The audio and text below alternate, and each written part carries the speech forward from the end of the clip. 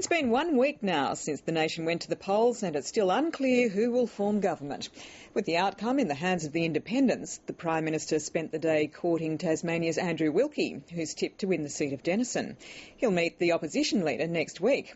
But today, Tony Abbott was buoyed by an opinion poll indicating voters in the 3 regional seats held by another 3 crossbenchers strongly favour the coalition.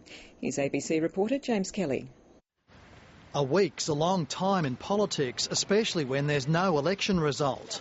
Here we are, there's a mate. Yeah, all my new friends.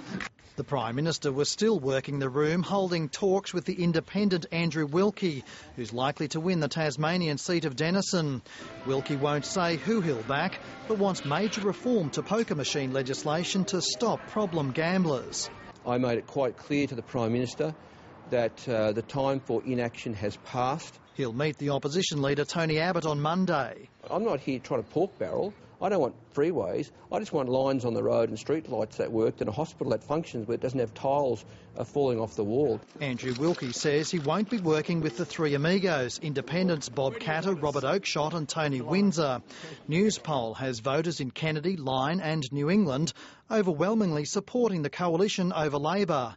If that translated into support from the 3 independents, Tony Abbott would become the Prime Minister. They don't want to really do too much to upset their own particular constituencies, and those constituencies are fairly anti-Labor. But Tony Windsor says that's not so. I don't put a lot of sway in it at all. Mr Windsor still won't say who he'll support and has reaffirmed his former association with the National Party. There's no guarantee he'll side with the coalition. I gave up smoking at a similar time, so some would suggest I ridded myself of 2 cancer-causing agents. Scott Prasser says one thing's for sure. I think the electorate is starting to run out of patience. So come on, boys, make a decision. Vote counting continued across the country today. In the federal seat of Brisbane, the LNP's Teresa Gambaro is hoping to declare victory tomorrow over the long-time Labor member Arch Bevis. It's a little bit more positive than it has been. We're 1,615 ahead. That would give the coalition 73 seats, 1 ahead of Labor. James Kelly, ABC News, Brisbane.